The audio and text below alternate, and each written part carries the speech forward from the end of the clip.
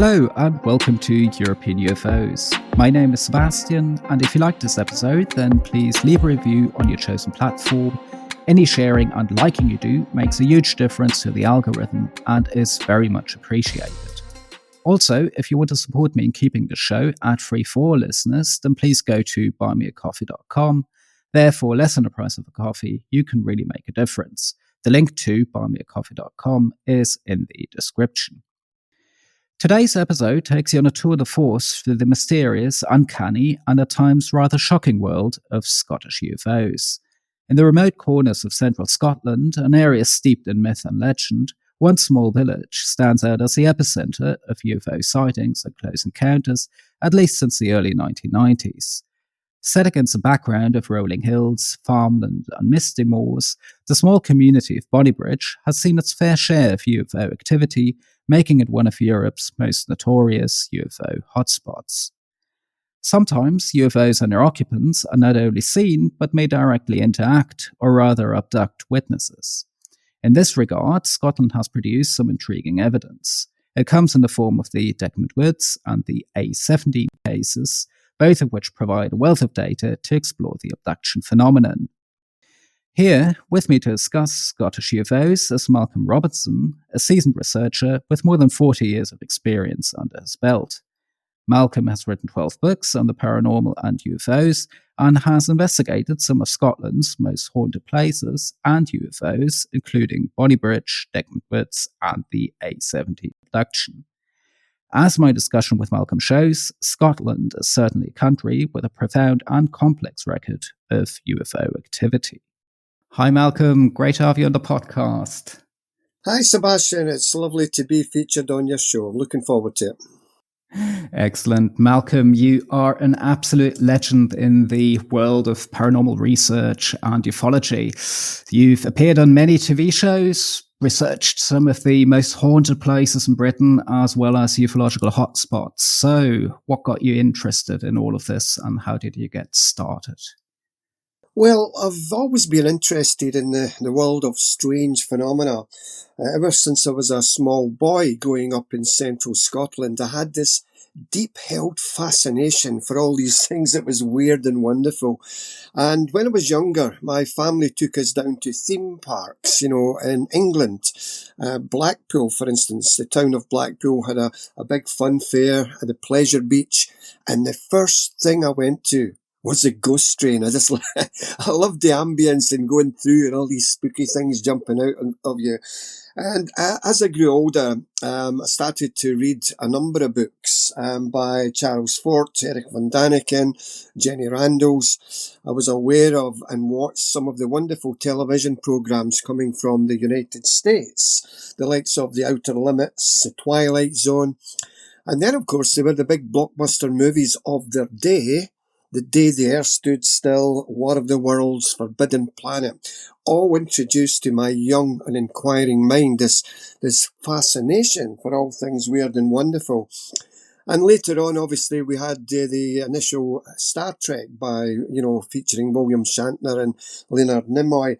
And so that was a kind of catalyst, if you like, for that. But I also remember when I was a small boy, a very young boy, maybe about 8 or 9, reading a book at school called The Man from Mars. And it was about the spaceship that had crashed into Woods. And these two young boys bunked off school and they met this alien and they took them on these wonderful journeys. So again, it was all these little things. It was like a jigsaw. All these things, Star Trek, Day the Earth Stood Still, all combined to help push that fascination towards what I was doing. Now, I must say, Sebastian, it's very, very true that when I started to look seriously into all these subjects, I didn't believe a word of it. I did not believe there were such things as ghosts, poltergeists, UFOs. What a load of nonsense, I thought to myself. And I decided to set out on a one-man crusade to try and disprove these subjects. But like everything else in life, how wrong was I? Once you get your hands dirty, once you put your feet firmly in the camp of these wonderful stories, once I started to interview people, I soon realised I soon realised that there were no smoke without fire. Clearly something was going on here. And in 1979, I formed my own society in Scotland entitled Strange Phenomena Investigations. The aims of our society are basically to collect, research and publish accounts relating to most aspects of strange phenomena and to purposely endeavour to try and come up with some answers to account for what at present eludes us. And this wonderful journey has taken me all over the world. I'm the first Scotsman to lecture on UFOs in the United States of America.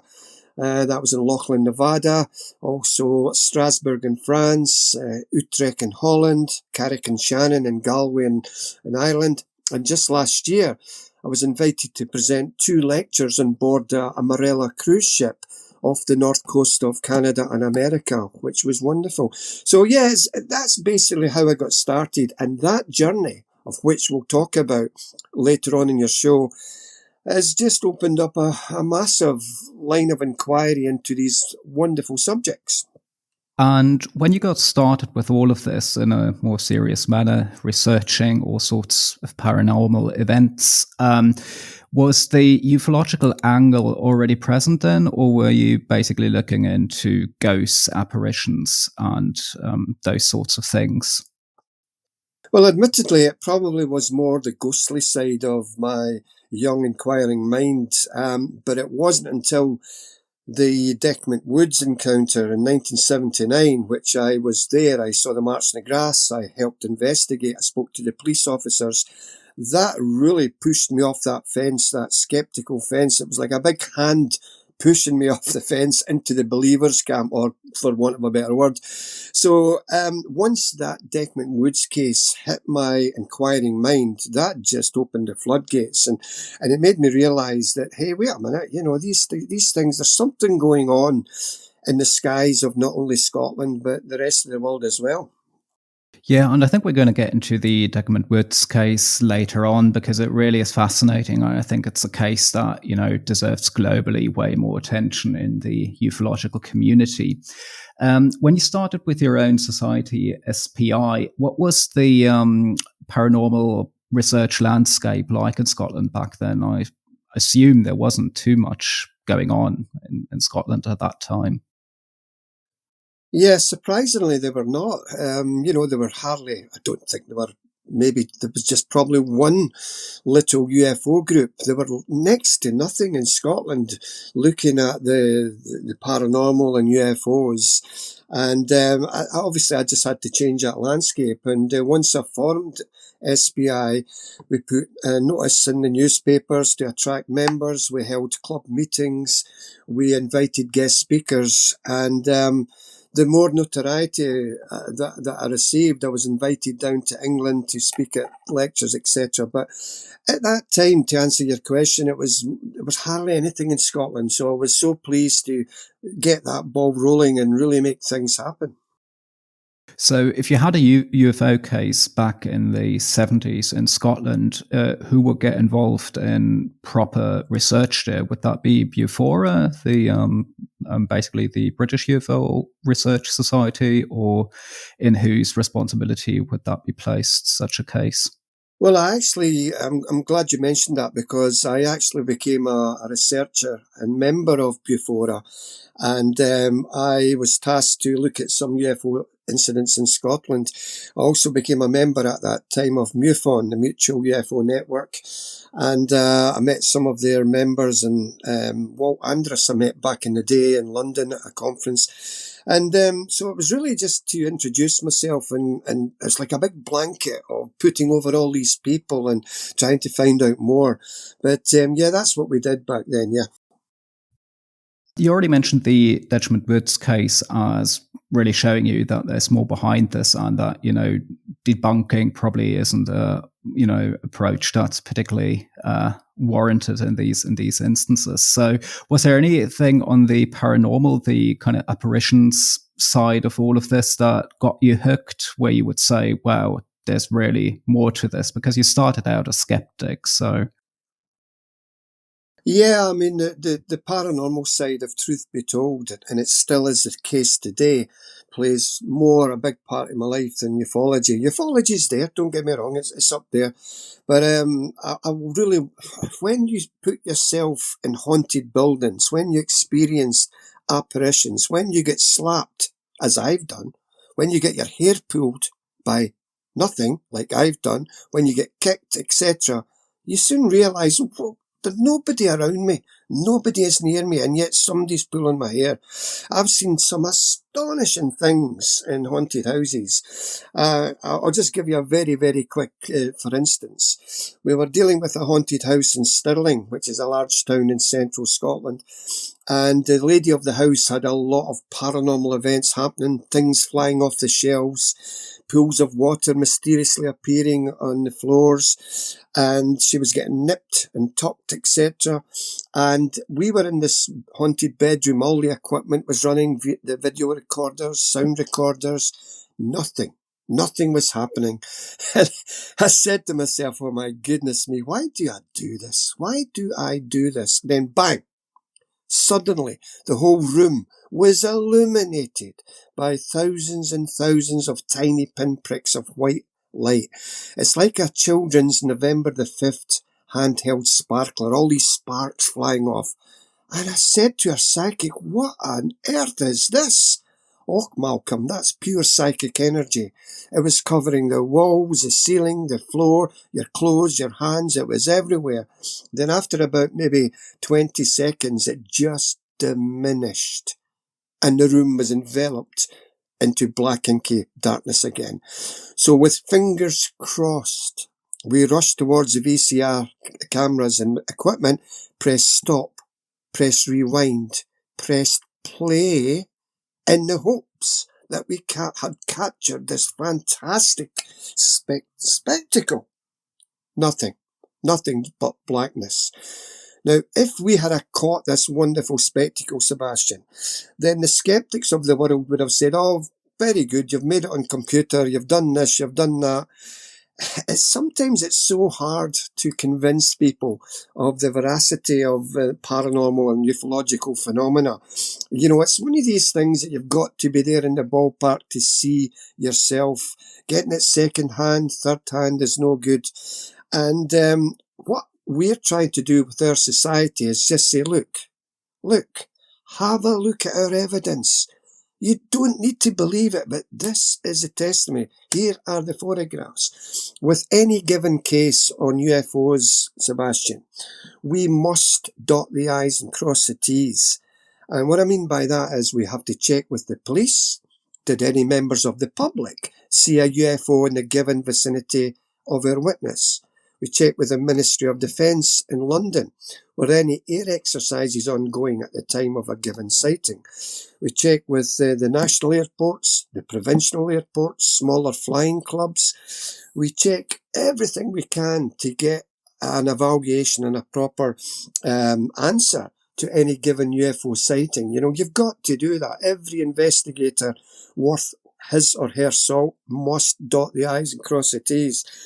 And the vast majority of UFO sightings, as high as 95%, can easily be explained away as natural, mundane objects. The 5% that remains, 3% of that 5 could be our own black budget technology. The stealth aircraft was flying in America for a number of years, and that gave rise to many false UFO reports by ground-based observers. And some of the technological advances in aerospace today is astonishing. You know, we have to be very careful. So that leaves 2% of the 5. 1% of the 2 could be a rare atmospheric phenomena, something akin to ball lightning. The 1%, the fly in the ointment, for me, is truly something unusual, truly something that we currently can't explain.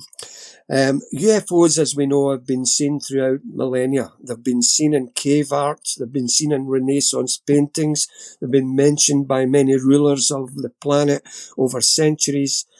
They're still being seen today, the Scandinavian ghost rockets of 1946. And then we move on to what's happening now. It seems like the technology is moving with our technology.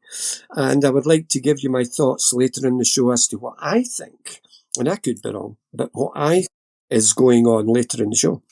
Would love to hear that. And Malcolm, I really appreciate your approach because it's very rigorous and very transparent. And I think in a subject that is, ridden with all sorts of, methodological pitfalls like ufology, that's very, very important. You're always very transparent, lay out how you went about witnessing and interviewing witnesses. And I think a lot can be learned from your approach to doing serious ufological work.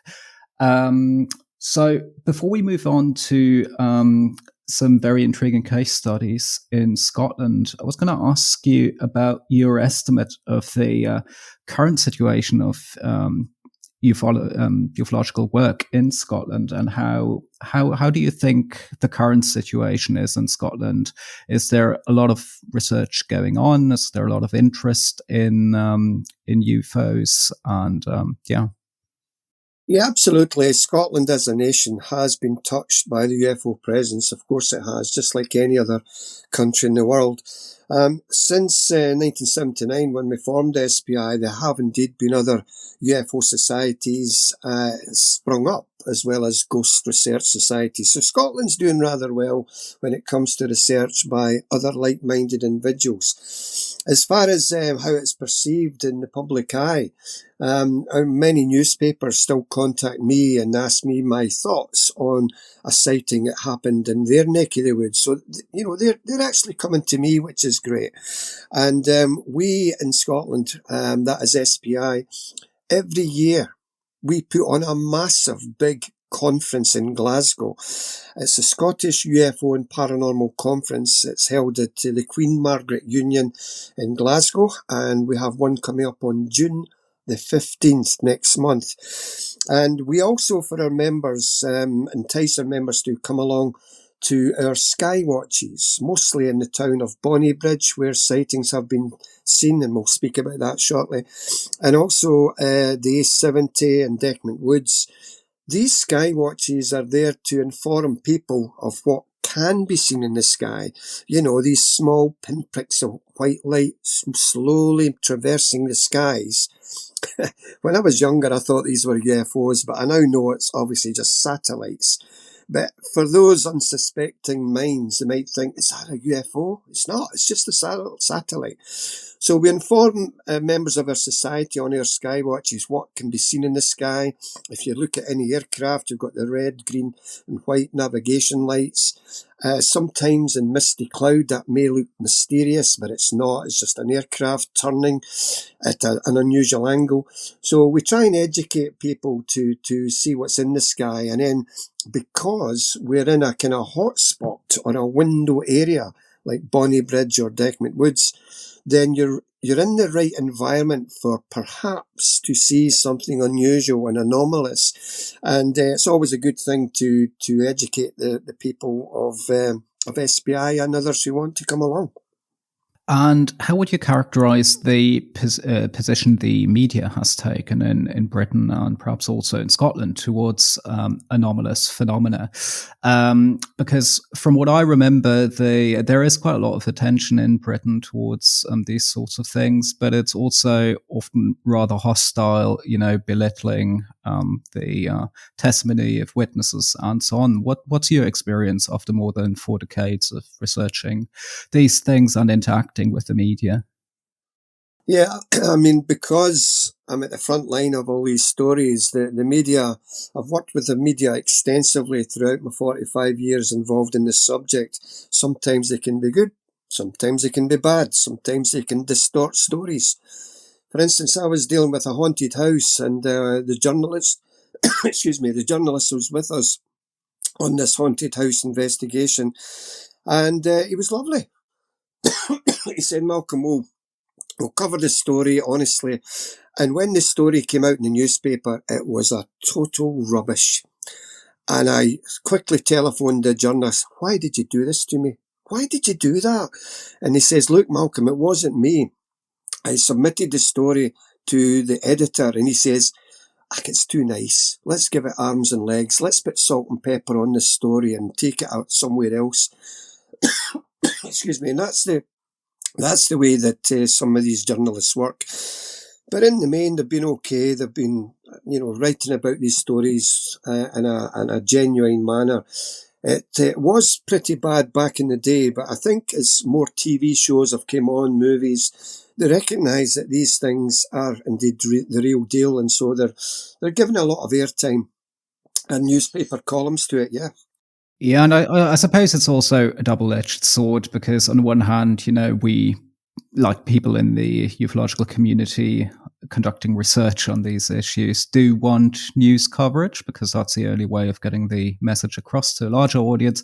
But at the same time, you also expose yourself to perhaps certain currents within the media that aren't particularly nice or conducive to promoting serious research on this. So yeah, I completely get it.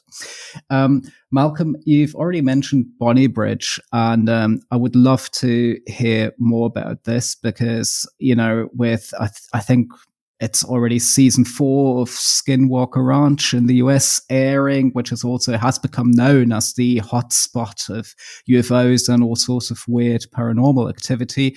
I think it's really worthwhile exploring what could be characterized as a similar hotspot, perhaps in Europe, in Scotland, and that is Bonnybridge. So yeah, really, really intrigued to hear more about that. Yeah, for those listeners who's not aware of Bonnybridge, I mean, I was working with Ancient Aliens last year, and that came out just last month in America and also here in the UK. Excuse me, we had the Unexplained by show with William Shatner. That was also dealing with Bonnybridge. So you can still see that this Scottish hotspot is still in demand, still by various news people all over the world who still want to learn about it. But for those who's listening to the show just now, Bonnybridge is an area in the central belt of Scotland in Stirlingshire. And it came into prominence back in 1992. With the UFO sightings in the area. Now, there was a gentleman involved in this. He's a councillor by the name of Billy Buchanan. Now, Billy Buchanan was elected to serve the people of Bonnybridge in any way, shape or form. Little did he expect that his constituents would come knocking on his door saying, hey, I've seen something weird in the sky. And I want you to tell me what it is, what's going on here, is it the government, what's going on? And as he was elected to serve the people, he couldn't turn them away. And, I cannot give enough praise to Councillor Billy Buchanan for helping these local people. And anyway, he went on a radio show. And I heard this radio show. This is November 1992. And I was listening to this gentleman, this Councillor Buchanan, explaining to the radio audience all about these UFO sightings. And I knew that I had to help Councillor Buchanan. So I immediately got in touch with the radio host. They put me in touch with Billy. And he was so glad to meet me. Here was somebody from a recognisable UFO body who's prepared to help and assist and find out what's going on. So, first of all, we spoke to a number of witnesses. Then we held a meeting in the Norwood Hotel in Bonnybridge, which attracted upwards of 200 people, most of whom had sightings that they wanted to relay and get off their chests. And like I said a moment ago, we had to research through airports, the police, etc., to find out, if they had any reports. And it was clearly something that was ongoing. The sightings in Bonnybridge comprised of not just like two saucers joined rim to rim, your classic flying saucer shape. There were also cigar-shaped objects, balls of light that would drop down from the sky into fields, and I'll speak about these in a moment. So clearly it was a big situation that was developing. And like anything newsworthy. Not just the British tabloids and media got involved, but as did numerous foreign television stations from all over the world. We were dealing with Japanese television, for instance. They came over from Japan. They did a big story on that as well. I would also like to say that there are a number of age groups, from young people, middle-aged people, elderly people, all seeing these strange shapes in the sky. There were police officers, firemen, normal people, just Joe Blogs, seeing these things in the sky as well.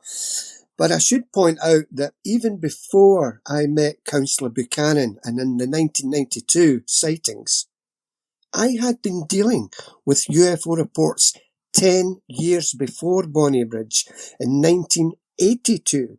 And that was in a small town called Denny, which sits near Bonnybridge, a few miles away from Bonnybridge. So, sightings went as far back as that. Now, some of the sightings that was occurring in Bonnybridge, there was a gentleman, for instance, who was driving near the Castle Carry Viaduct. It was a railway viaduct. It crossed a motorway. And as he was driving along there,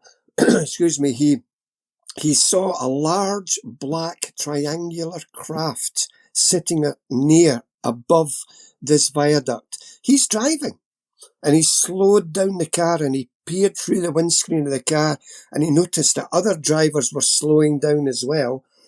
That single triangular object was soon joined by a secondary triangular object. They were point to point, and all the cars are slowing down looking at this amazing spectacle. And then suddenly, bang, it was like an elastic band. These two objects just disappeared quickly in the sky. There was another gentleman who was taking his wife to the bingo in the Bonnybridge area, and he had his two young sons in the back seat of the car, and as they were travelling back to Denny on a small B road, not a very big road, just a small road, and there were fields on either side, and then suddenly his two young sons screamed out, Dad, what's that? And the father looked to the left and he saw this two-tiered object with three green lights on its underside, part on a field and part above the road. And he knew, just like most people, that this wasn't a conventional aircraft or a conventional helicopter in any way, shape or form. And suddenly, an instantaneous, it was like a fog bank, but a tall vertical fog bank, about 16 to 20 feet high, appeared in front of his car, about 30, 40 feet in front of his car, just on his side of the road. It wasn't a misty fog bank that you get in misty mornings, early mornings, nothing at all, because this was sharply defined, sharp edges. It was like a door, but it was misty. And as soon as the car went through that misty door, it was like electric static effect. It was like pins and needles all over his head, all over his shoulder, all over his body. And he went through that and he said to his sons, can you still see this object? And they said, Dad, it's flying away to the small town of Grangemouth.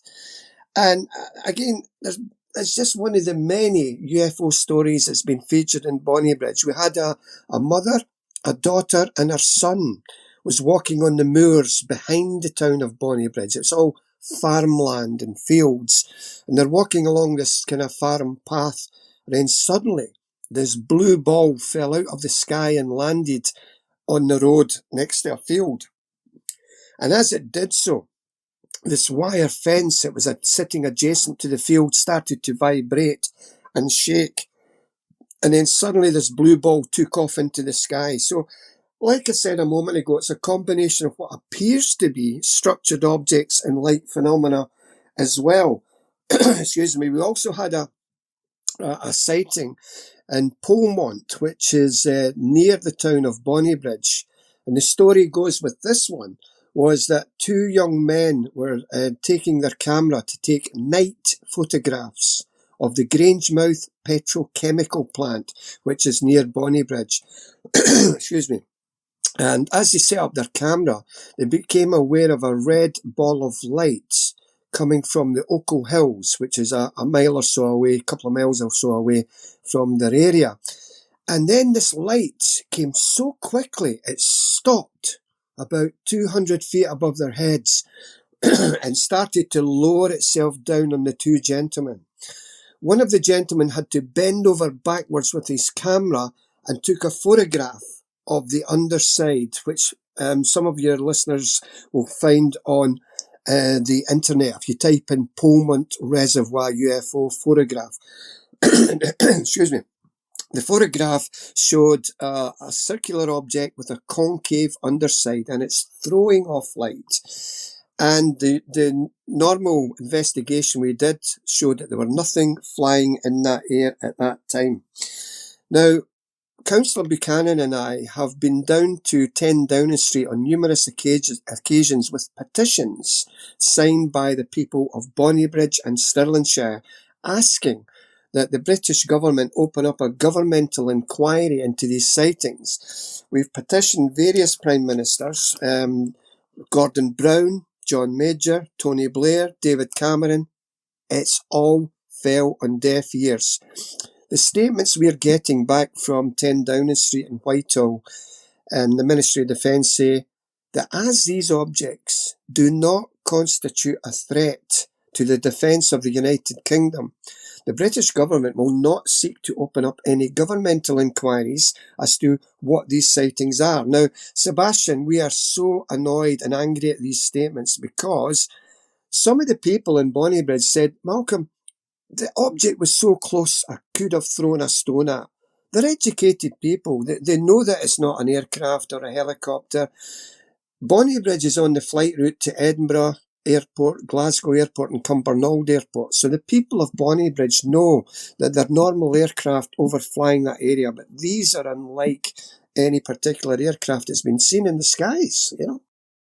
Yeah, so I think what's really fascinating about Bonnybridge is this red thread of really close proximity events, encounters. And for the authorities to say that there's no, national security aspect to this is a bit bizarre, really. So I do understand your frustration with that, particularly given that you've tried it many times. So where do you think that resistance comes from? Do you think they know something we don't know, or is it really that there is, or is it more or less a bureaucratic thing? They don't want to get involved because it's too much work, too much, paper shoving going on, or what's your take on that? Well, clearly there is something going on for sure. I mean, for instance, under the Freedom of Information Act passed initially in America many years ago, many pre-classified government documents were released which clearly showed that the CIA, the NSA and the FBI were actively involved in looking at the UFO subject. In the United Kingdom, eventually and slowly we got drip-fed these reports. Now, when you look at these A4 reports, which you can actually find online, they're actually, a lot of it's heavily blacked out, paragraph after paragraph. Now, some people have said, oh, that's just the witness's address, their name and address. Yeah, that's fine. Of course, yeah, that's fine. Black it out. But why is it continually all blacked out? So there's clearly something going on. Now, I think that the governments of this world do know a hell of a lot more than they say, Back in France, for instance, there was a gentleman, a French government official, openly declared that France had a UFO problem. There are a lot of people out to muddy the waters, Richard Doty and various other people, who will let people believe that what they were looking at was a genuine UFO, when those people know all along it's just a new prototype drone. And they'll use the UFO cover story as, UFO, yeah, when it's just a new designed aircraft or aeroform. We have to be careful. Like I said before, there's many things flying in the sky which is our own technology, and we have to understand and accept that, but not them all.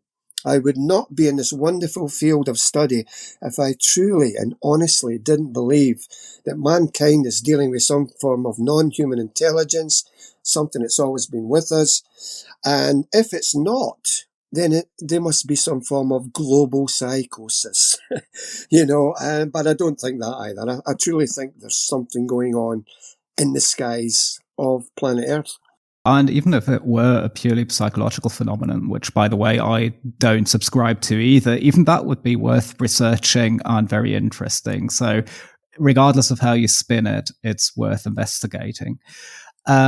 So with these close proximity encounters, were there also physical effects? Did people suffer from being close to these orbs of light or structured craft? Was there anything of that nature?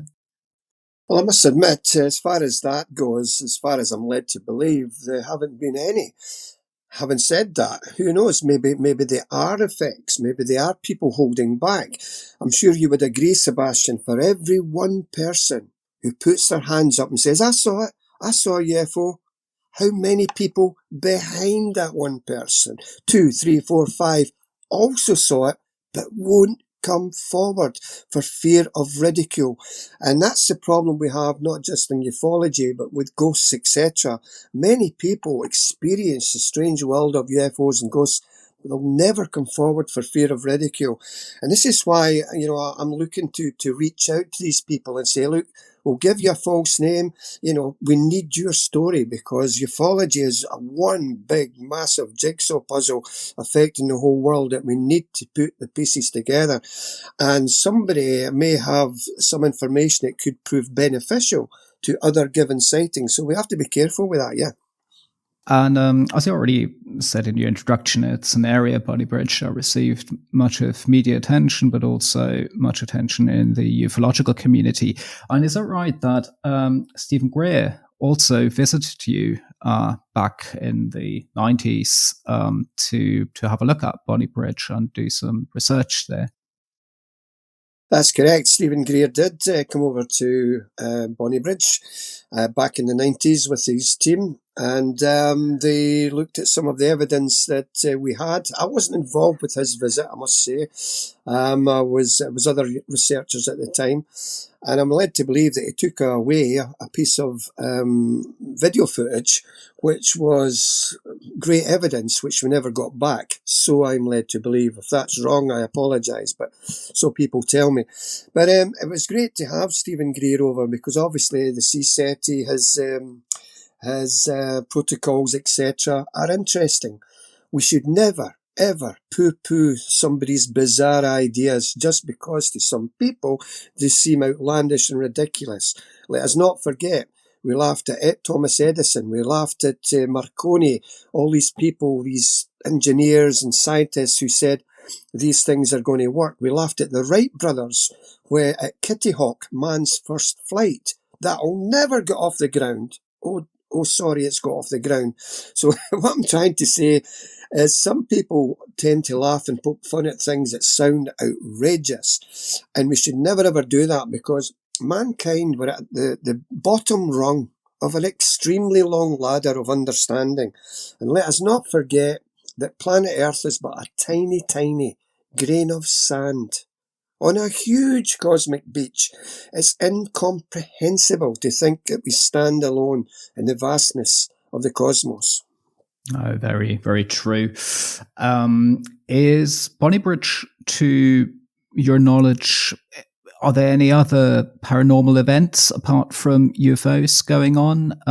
Because, if we to take the Skinwalker Ranch example again, there is different manifestations of weird happenings there. Can the same be said of Bonnybridge, or is it really only UFOs? It's really only UFOs. I'm like yourself and your listeners. I've watched the Skinwalker Ranch series, and I've been astonished by what's happening over there. There's clearly something very, very bizarre in that area. Whether it's anything to do with the Indians who conjured up these skinwalkers, it's part of their history, is debatable. Or is it something more mysterious than that? It's clearly a focal point, a window area, a hotspot. which is not, as you know, not just UFOs. We have these strange creatures being sighted, etc. So Bonnybridge, unfortunately, is just purely UFOs, just like various other hotspots across the world.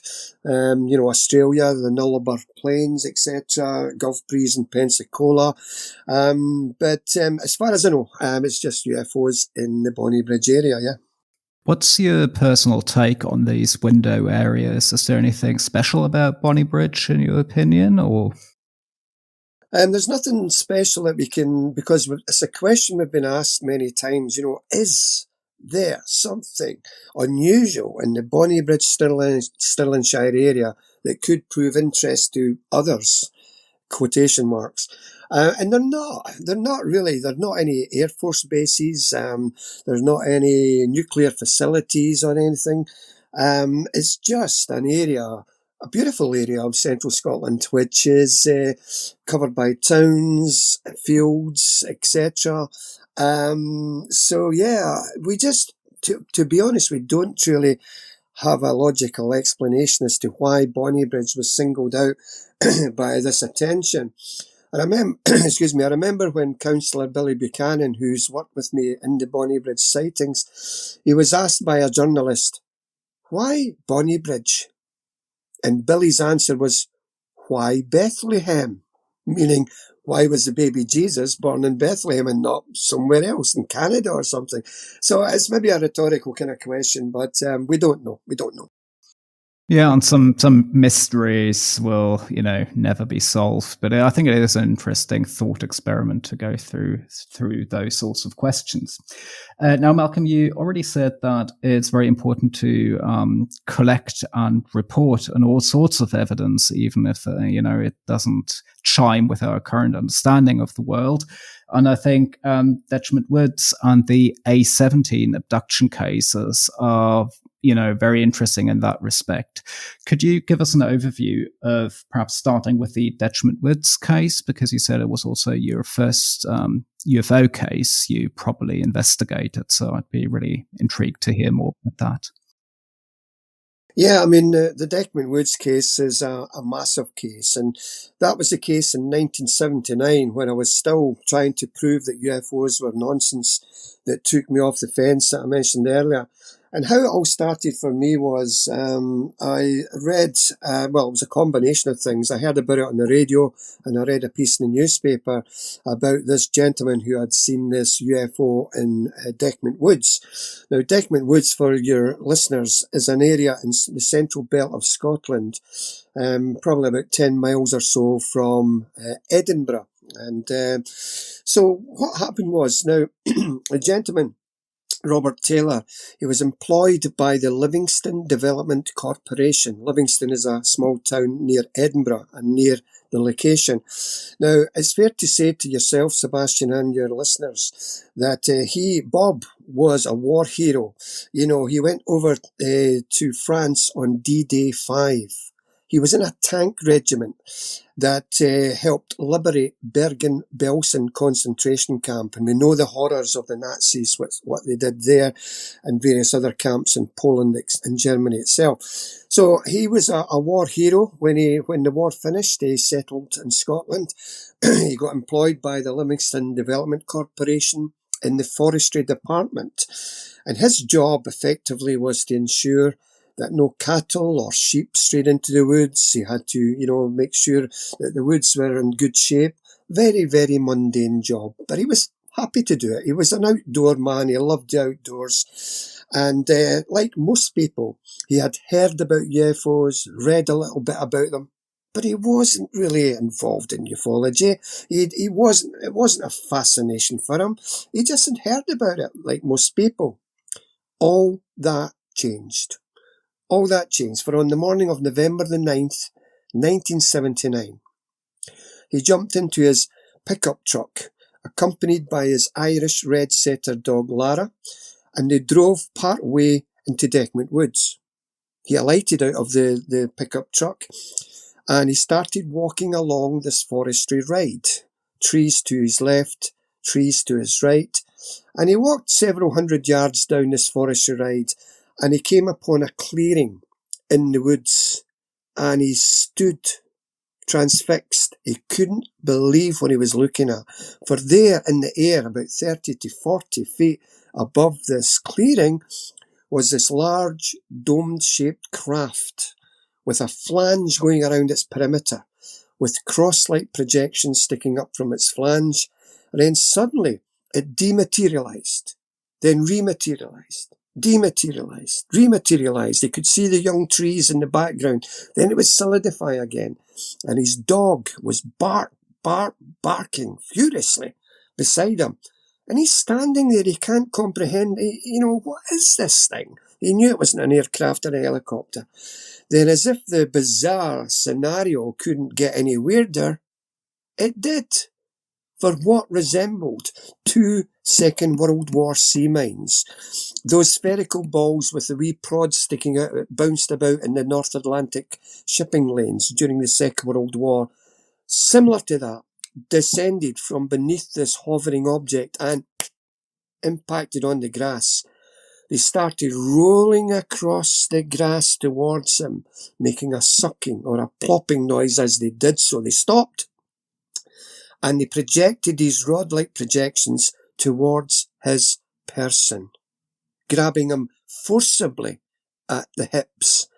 They pulled him upwards and towards this larger object, and at that point, he lost consciousness. Now, before he lost consciousness, he remembers a horrible burning smell pervading the whole area. He likened it to burning brake linings. If you put your foot down very sharply on the brake pedal in your car, sometimes you'll get that smell coming up from the foot. Well, he likened it a wee bit like to that. And he also recalls a kind of swooshing or a swishing sound. And then bang, he lost consciousness. When he regained consciousness, and we're not too sure how long he was out for, but when he regained consciousness, he had a nasty graze under his chin, he had a graze on his head, he had a pounding headache, he had a terrible thirst. He noticed that there were over 40 holes or marks in the grass, circular, triangular, and 2 track-like marks in the grass, which were not there before. Certainly not on his previous walk in the woods the days before. He managed to stumble back to his pickup truck, and he tried to radio base and seek of some help. But he found that he couldn't speak. His throat was all dry, and his coordination was not there because he reversed the truck into a small, shallow ditch. So the back wheels of the truck is spinning. He couldn't get any traction. He couldn't get away. So he managed to stumble back home to his town, a small village called Deans, which is near Livingston. And when his wife saw him coming down the driveway, she went, "What on earth has happened to you?" Because his trousers were muddy, his trousers were torn, his jersey was muddy. And he says, "I've been attacked." "Pardon? You've been attacked? Attacked by who? By men?" "No, by a spaceship thing." And she said, "Look, come in, there are no such things as spaceship. Come on, you must have fell and hit your head." And then she went, "Wait a minute, I know my husband. I've been married to him for over 35 years. He would never make up a story like this." So she phoned the local doctor, and the local doctor attended the family dwelling, and he found that Bob's heartbeat was elevated. He saw the bruises and marks under the chin and on the head. And he says, "Look, we better get you to the hospital. You need to be properly checked over, Bob. I suggest you go to the local Bangor hospital," which he did. Bob went to the hospital. He waited 2 hours. Nobody came near him. So he got fed up, and he discharged himself without being seen. And by this time, Bob's boss, Malcom Drummond, came to the house, and they both went up to Dechmont Woods. And Bob says, "There, look, there's the marks in the grass." Now, this is where the police became involved, Sebastian, because it was claimed as an assault by person or persons unknown. And when the police became involved, they fenced off the area by a chicken wire fence, excuse me, to stop any members of the public coming in and destroying the evidence, of which there were plenty. And a full-blown police investigation was undertaken, not just on the marks on the grass, but also on the ripped trousers. These were sent to a forensic laboratory in Edinburgh, where a gentleman by the name of Lester Knibb examined the trousers. And he's been doing this for years, and he said that, in his opinion, these trousers were ripped in an upwards manner. They were not ripped by any forest debris, like sharp twigs or stones or barbed wire fencing. These were ripped in a mechanical manner. And I've interviewed a number of the police officers involved with that case. And one of the police officers, Ian Wark, said to me, "Malcolm, I actually know the man. I've had a drink with him down the pub, down the local bowling club, and he's sane as the day is long. He would never make up a story like this." And a few years ago, I decided to compile a book about this fantastic case, which, and contained within the book, is 11 alternative theories by others to perhaps explain this wonderful case. We also, with the help of the West Lothian Council, erected a stone cairn with a brass plaque to commemorate this site and this event. And a couple of years ago, I got, with the help of the West Lothian Council, we managed to get signage placed in the woods directing people to the site. There's a big plaque there next to the stone cairn as well. And the reason we did this, Sebastian, because we felt that people needed to know where this location was. They were coming from all over the world trying to find this spot. They couldn't find it prior to the signage. Rendlesham Forest is a big case, UFO case in England, and that got signage as well. So we felt, well, if England can do it, Scotland can do it as well, which we did.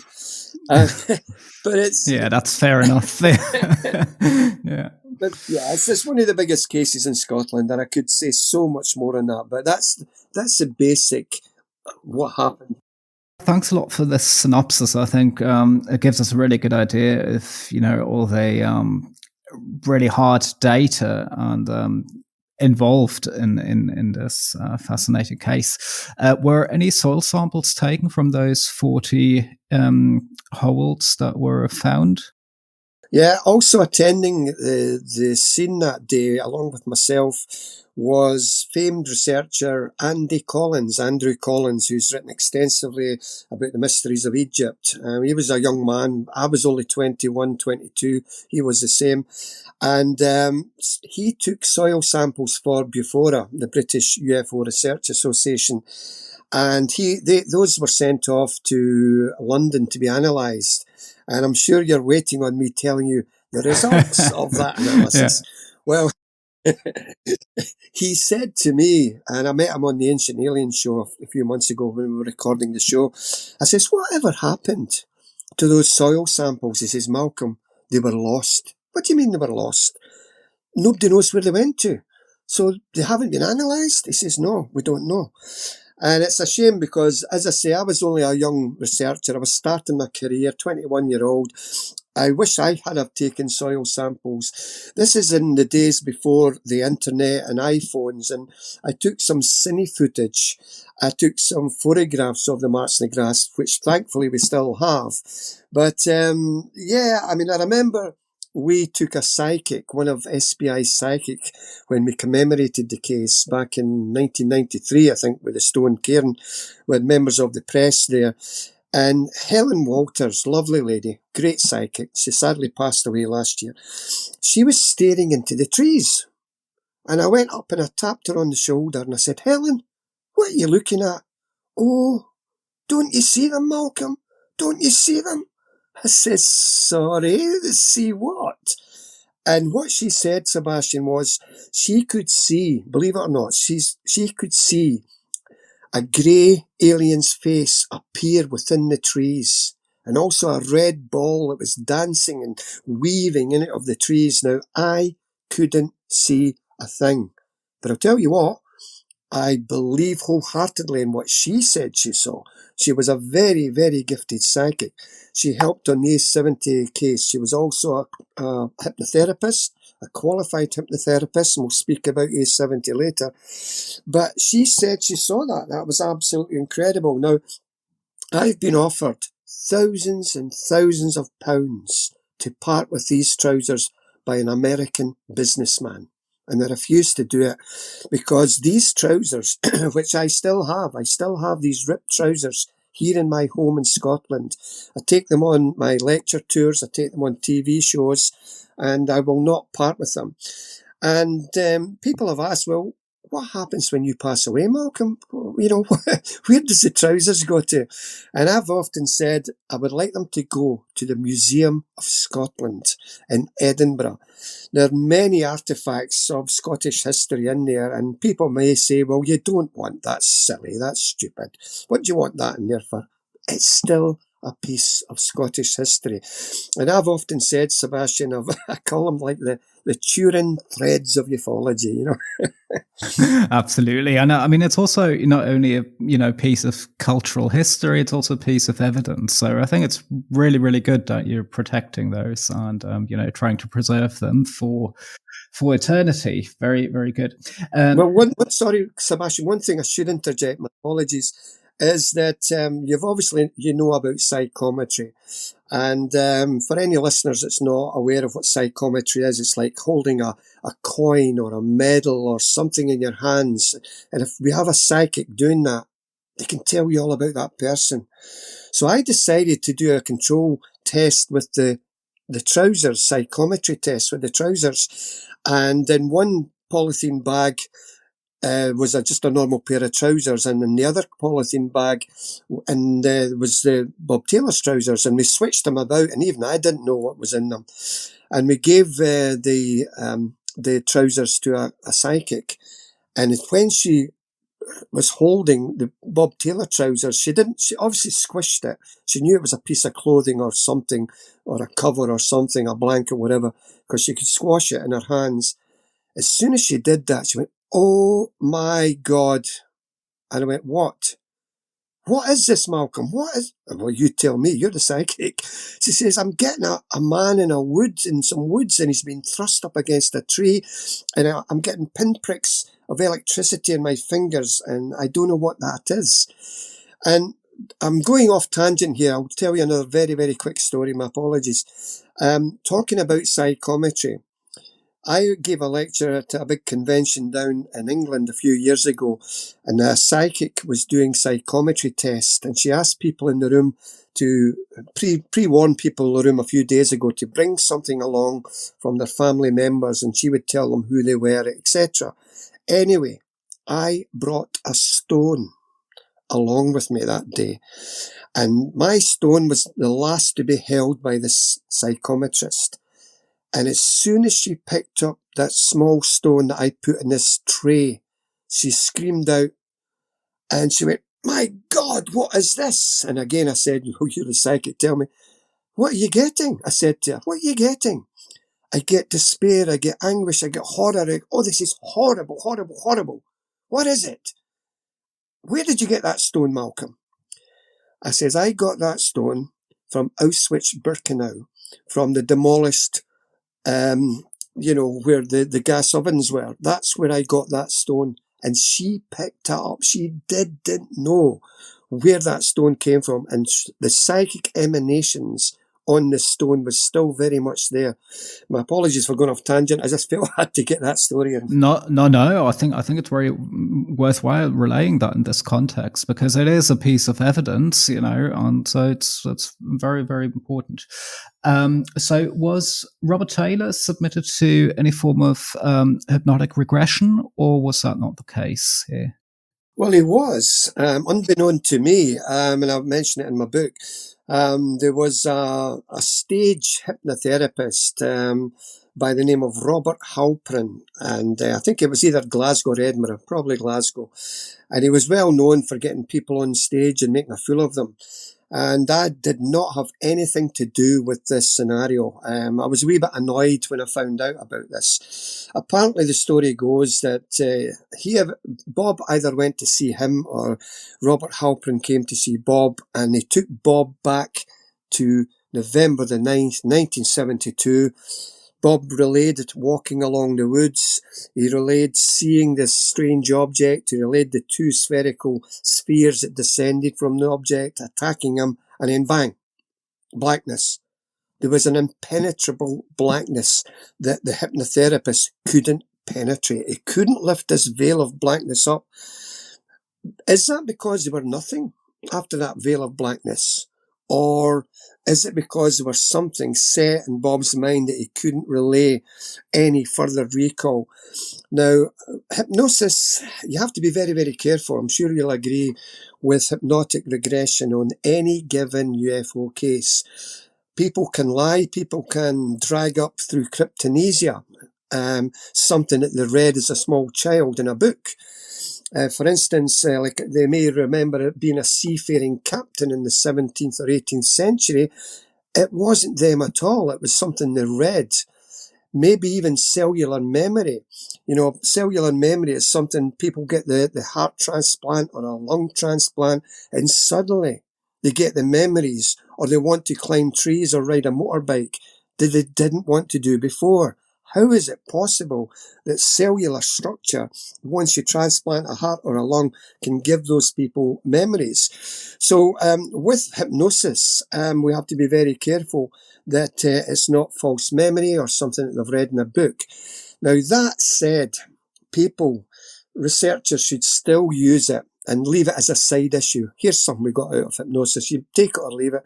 And the reason I say that, Sebastian, is as we know, the police have used hypnosis in murder cases with people who have just got a block and they try to bring that out. For instance, there was a case in the United Kingdom.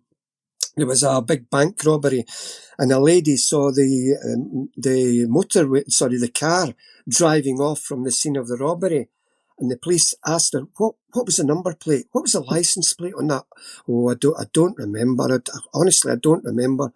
Under hypnosis, though, she clearly recalled that in the license plate, and they managed to track down the culprit. So hypnosis has its uses, but in the Robert Taylor case, it was only ever, excuse me, a stage hypnotherapist who did that.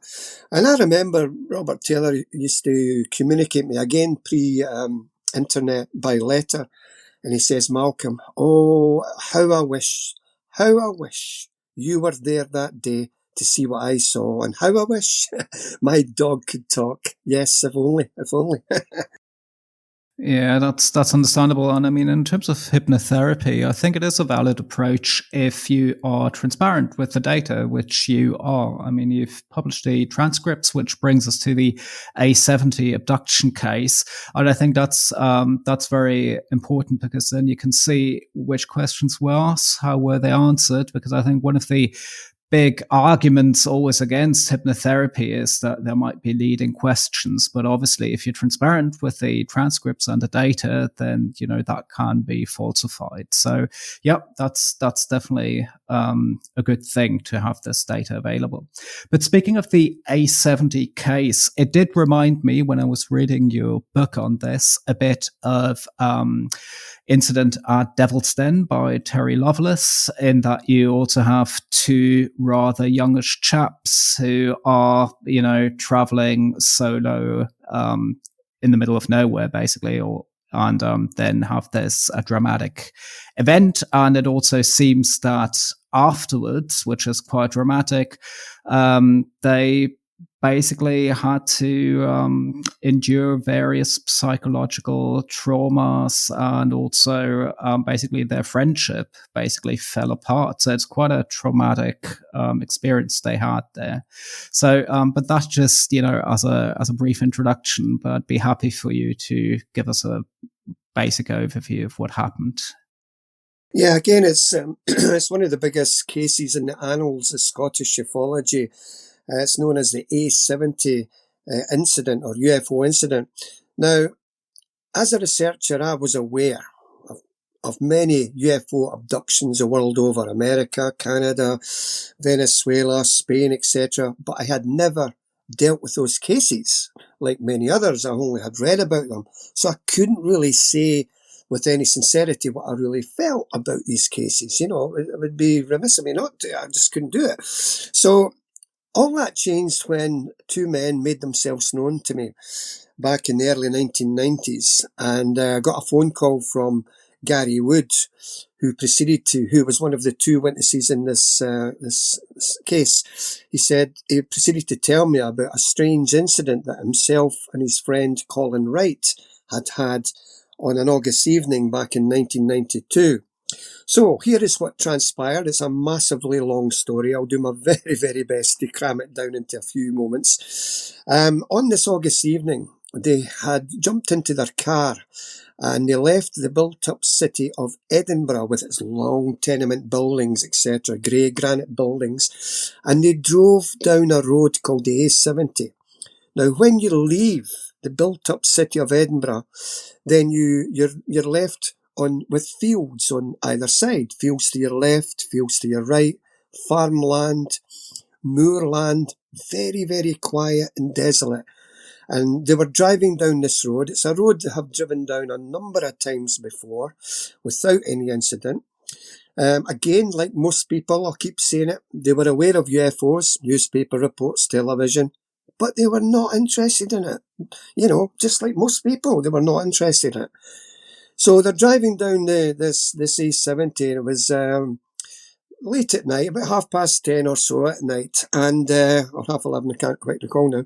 And they were driving down this road, and as they approached a blind bend, Colin, who was in the passenger seat, said to Gary, "What on earth is that?" For there, about 20 feet above the surface of this road, and again, this is not a big, busy road, it's a small road. Above the surface of this road was a two-tiered black, shiny object, which was sitting over the whole of the road.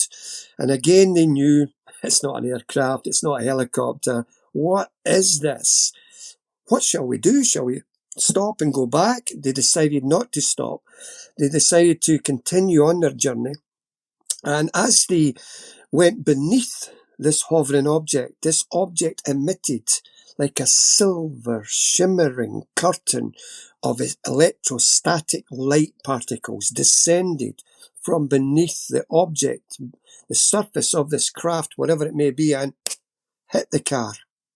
And as soon as this sparkling effect hit the car, both men were enveloped in total and inky blackness.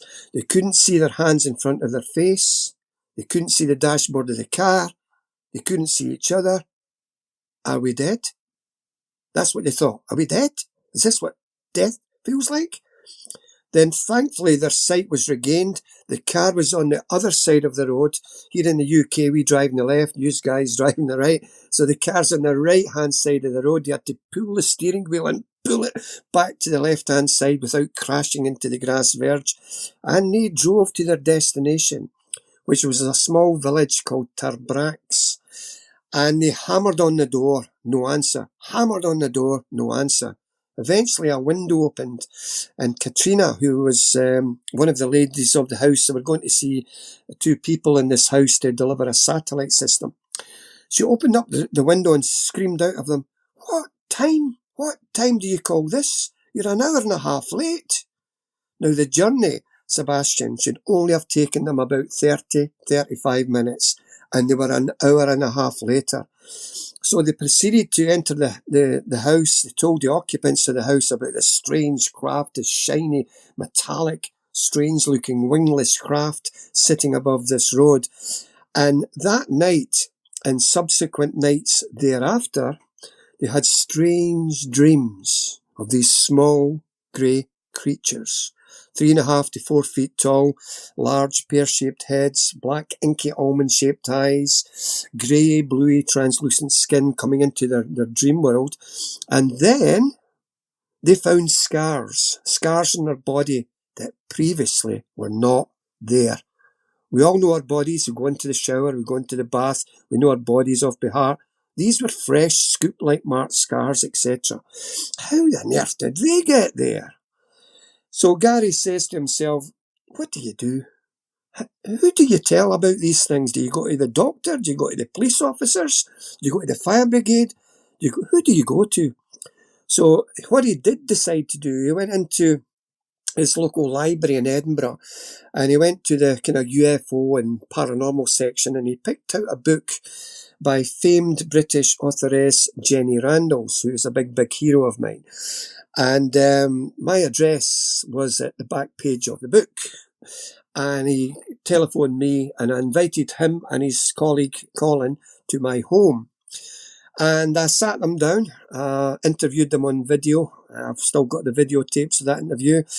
And at that time, and we spoke about hypnosis a moment ago, I truly did advocate the use of hypnotic regression as a tool to perhaps find out some more hidden subconscious memory. I says, guys, would you be happy to go under hypnosis purely just to see if perhaps, and it's a big perhaps, something may have happened that night? Oh, Malcolm, yes, please, can we do it? Because even our wives don't believe us, Malcolm. Our friends at work don't believe us. We're having a very, very hard time. We'll try anything. We need to know what happened that night. And I says, okay. So we used the services of Helen Walters, who I mentioned a moment ago. So this alien face at Dechmont Woods. She is a qualified hypnotherapist. She's not a fly-by-night hypnotherapist. She's qualified. And long story short, they took the men back to that August evening independently. And the following, of which I'm about to relay, is what came out under hypnosis. The conscious recall was only ever seeing this craft. The hypnosis recall is as follows. Colin found his seatbelt unbuckled. He went, that's strange. I always buckle my seatbelt. Then they saw 3 or 4 smaller creatures, these grey creatures coming towards the car. Gary found himself placed on a floating stretcher. Now, there are a lot of similarities and there are a lot of differences with this case as opposed to worldwide UFO abductions, which we'll come to. And nobody was holding this stretcher.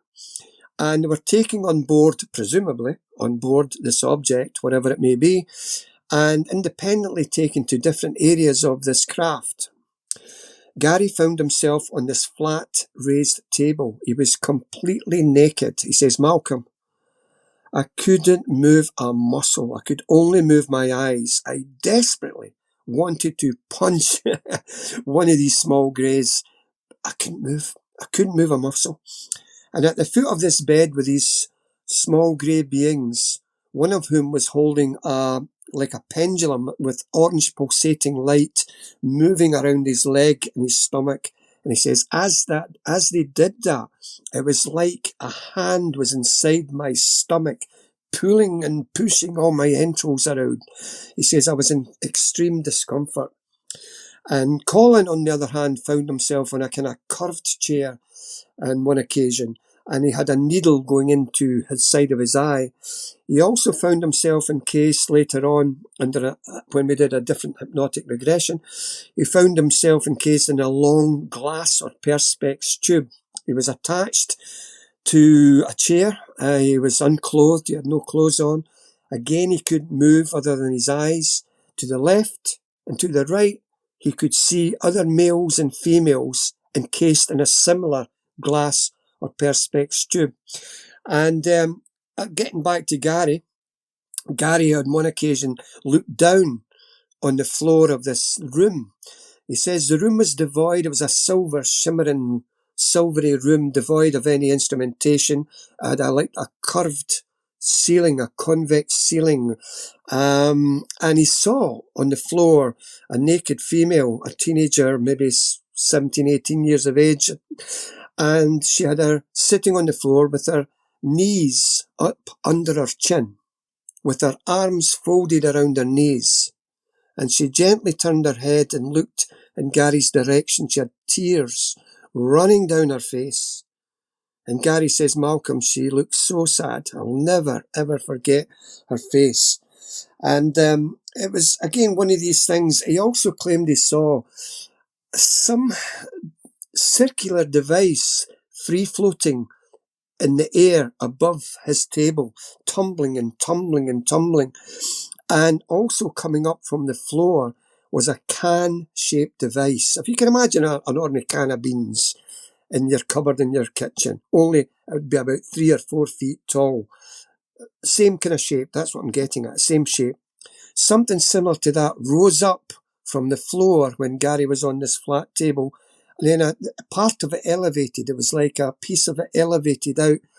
It looked like 2 red LED dots on the end of it, and it started spinning and spinning. What purpose was that? What was that for? Was it some form of medical device, something to try and elicit some information from the person? You know, we don't know. It's simply we don't know what that was. And it was just one of these bizarre cases, you know, that another part of it was when he looked down on the floor, he saw what appeared to be similar, a pool of liquid gel, a shaving gel that a man would put on his chin to have a shave, bubbling up from the floor. And then coming out of this was this creature. Now, in the drawings that the witnesses did for SBI, some of these greys had what appeared to be ribs. I says, is that ribs you've drawn on these creatures, Gary? He went, no. I think it's heavy folds of skin, which was a strange thing to say, very strange. Now, some of the differences between worldwide abductions were red, green and blue perforations or coloured lines under these black, inky, almond-shaped eyes. I am not aware of that anywhere else in the literature of ufology, and yet this is what these guys said they saw. Red, yellow or blue lines under their eyes, which was quite strange as well. Yeah, thanks a lot for condensing I think 400-page book on this case into about 10 minutes. That is really a challenge, so cheers for that. What was the aftermath of that case for both witnesses on a personal level? Because as I already said, often in these abduction cases, which I find quite interesting, I mean, these traumatic events, you would suppose, create a bond between those who experienced them. But here, I think, but perhaps I'll hand it back over to you. Something rather different happened, right? They became estranged and basically suffered a lot from their experiences. Yeah, that's very true, Sebastian. Normally you would think in any traumatic event, it would bring those people together. Yeah. As a bond. It did for a while. I think possibly what changed though was, maybe it was my fault, because I said to both gentlemen, we really need to get your testimony out in the newspapers, out to the media, because I need to get and attract more people from Scotland who's had similar experiences. Would you guys be happy to help me on this? Yes, Malcom, we'll do that. So initially we worked with one of the biggest newspapers in Great Britain. Thankfully, it's no longer with us. It was called the News of the World. And they totally destroyed the credibility of both witnesses. And they really, really suffered. And I felt it as well, because I asked the guys to come forward and they got lambasted. They got destroyed. And it was really quite upsetting. And since then, they kind of stayed away. They didn't want to help in any way, shape or form with any media things that I wanted to do. Because you and I know, Sebastian, it's always great. Rather than me speaking on a stage, it'd be great to get the people who witness these things, the abductees on the stage, as opposed to myself and that. Because people want to hear from the horse's mouth, so to speak. So they they distanced themselves initially from assisting me, and they went their own separate ways, which was a great shame. But as far as your question in the aftermath as well, there was a strange, peculiar story as well. I asked Gary, has anything else happened to you? You know, since then, since that event? He went, yeah. He says, some years ago, after the event, I was driving with my 2 young sons in the car. I was going to see a relation. way outside Edinburgh, not the A70, totally different road, and it was during the daytime. And then suddenly this tremendous white light came across the bonnet of the car, came through the glass of the windscreen and enveloped the whole car inside, enveloped Gary, enveloped his two young sons, and his young sons screamed out, Dad, what's going on here? What's going on? And thankfully that stopped. Now, would that have been another abduction? I didn't pursue it. Another thing Gary said in the aftermath of the A70 abduction, I said, I'm asking questions all the time as the years rolled by. Anything else in it? Yes. Well, tell me. No, it doesn't matter, Malcolm. No, please tell me. It may not matter to you, but it matters to me. Tell me. But you won't believe me, Malcolm. I says, look, tell me. So what he said, Sebastian, was that he woke up and he says, Malcolm, I wasn't dreaming. I woke up and I saw a small grey being in my bedroom. And I realised I could control my arms and legs. And I jumped out of bed and I rushed at the small grey being and I gave him a big right hook right on his triangular face, and it knocked him backwards. It was like a circus acrobat, a tumbler, went head over heels. And then suddenly this small grey being stood up, erect, and rushed towards him, and an explosion of light happened. And then Gary found himself waking up a few hours later, uncomfortable in his bed. I said, well, you woke up. Is it not a dream? He says, no, Malcolm, I can't stress enough. I was wide awake. This happened. And it's just so bizarre, Sebastian, so bizarre. And I'm glad you report on these things, because I think it's really important to destigmatize these accounts and to give those individuals a voice who went through these traumatic experiences. Now, Malcolm, you've been very generous with your time, and I'm just looking at the clock. We're kind of running out of time. I could talk to you for hours, but just to wrap this up, I mean, you have more than 40 years of experience under your belt researching these things. What do you think the UFO phenomenon is all about? What, in your opinion, is behind it? Well, I can only offer speculations, because anybody who says they know what's behind it is lying. Nobody truly knows. They may think they know. I can only offer speculations, and all I can say is we're dealing here with some form of non-human intelligence. As I said earlier, it's always been with us. They have an agenda. By God, they do. They don't necessarily need to come through from outer space. They may have bases on planet Earth. More UFOs have been sighted coming into and exiting out of the oceans of this planet, more so around the island of Puerto Rico. So they may have already bases here. They may be so superior and advanced. It's like, you're trying to show Admiral Nelson into a nuclear submarine. It's trying to show a caveman, putting him in New York Square, Times Square. Look about you. Look at this. We can't comprehend the technology and the advancement of this race. And I do believe they are there. We're dealing with some form of race. But we must be so insignificant to them that they're truly not bothered that much about us. As for the abductions, they're taking people out of their family homes, traumatizing them, giving them these experiences. Why? It can't be to collect sperm and ova from males and females, because some people say it's to repopulate a dying planet. It sounds like a script from the X-Files. I don't believe that, because if they're taking sperm and ova from these abductees, then surely they've got enough genetic material that they don't need to do that. Are they injecting things into us? Are they trying to change us? Are we them? In the sense that planet Earth is but a zoo. They created the conditions for us to thrive here.